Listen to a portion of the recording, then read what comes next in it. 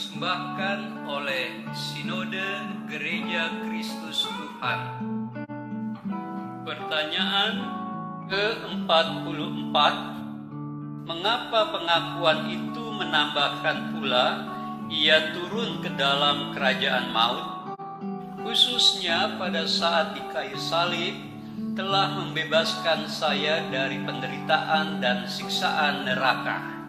Bandingkan Yesaya 53, Matius 26 ayat 36 sampai 46, Lukas 22 ayat 44, dan Ibrani 5 ayat 7 sampai dengan 10. Hari ke-114.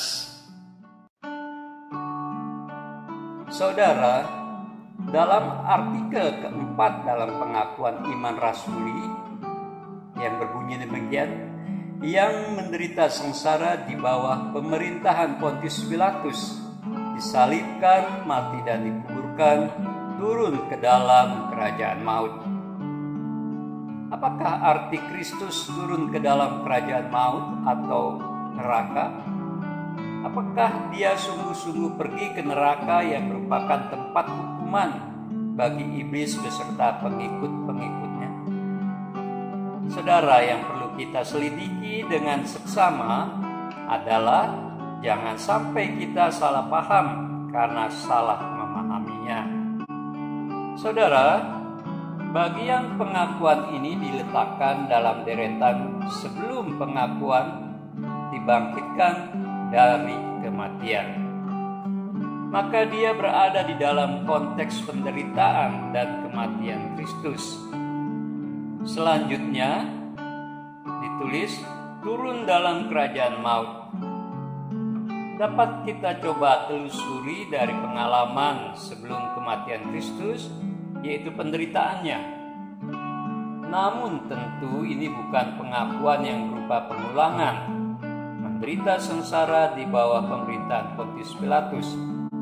Dengan demikian, sebenarnya artikel 4 ini membicarakan dua macam penderitaan. Yang pertama, penderitaan secara jasmani yang digambarkan menderita di bawah pemerintahan Pontius Pilatus. Dan yang kedua, penderitaan secara jiwani dan rohani yang digambarkan sebagai turun ke dalam kerajaan maut atau neraka. Saudara, oleh sebab itu artikel ini menyebut tentang penderitaan Kristus yang lengkap, yaitu jasmani, jiwani, dan rohani. Keselamatan kita tidak bersifat parsial tetapi utuh, yang meliputi juga jasmani, jiwani, dan rohani. Penderitaan secara jiwani atau rohani merupakan penderitaan yang jauh lebih berat daripada penderitaan jasmani. Penderitaan jasmani, penderitaan jiwani, dan rohani inilah yang disebut sebagai turun ke dalam neraka. Saudara, hal ini sudah terjadi di Taman Getsemani ketika Yesus sangat ketakutan dan keringatnya menetes bagaikan titik-titik darah. Bandingkan Lukas 22 ayat 44. Dan kembali terjadi di kayu salib sesaat sebelum ia menyerahkan nyawanya kepada Allah Bapa. Dia berseru, "Allahku, Allahku, mengapa engkau meninggalkan aku?" Markus 15 ayat 34. Ungkapan ini adalah penderitaan puncak, yaitu Kristus terpisah dari persekutuan dengan Allah Bapa. Ini semua adalah pengalaman berada di neraka. Saudara, dia telah menderita di bawah pemerintahan Pontius Pilatus dan turun ke dalam kerajaan maut, suatu penderitaan besar baginya. Namun apakah kita menyadari bahwa semua penderitaan Kristus merupakan kebahagiaan bagi kita?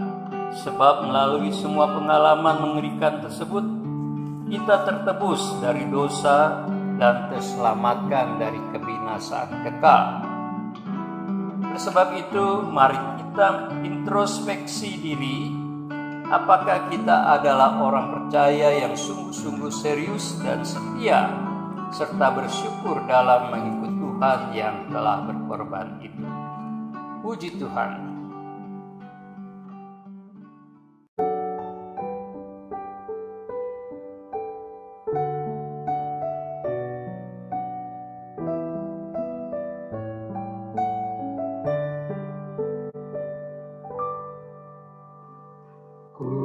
Heran juru selamatku, bagiku tersalib,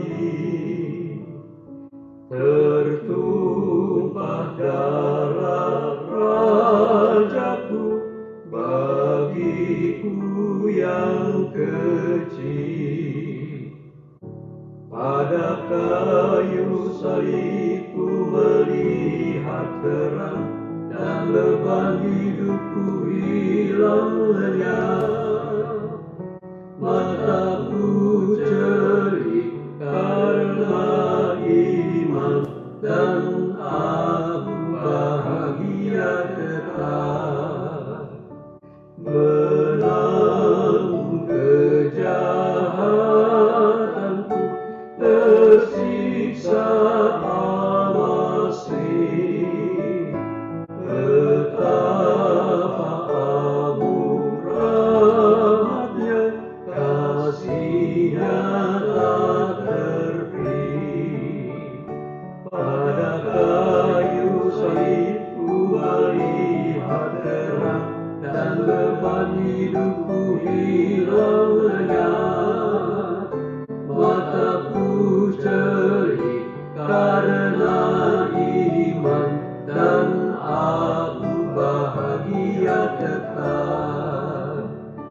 Tak heran surya jadi gelap menutup mukanya, ketika mati karunia demi manusia.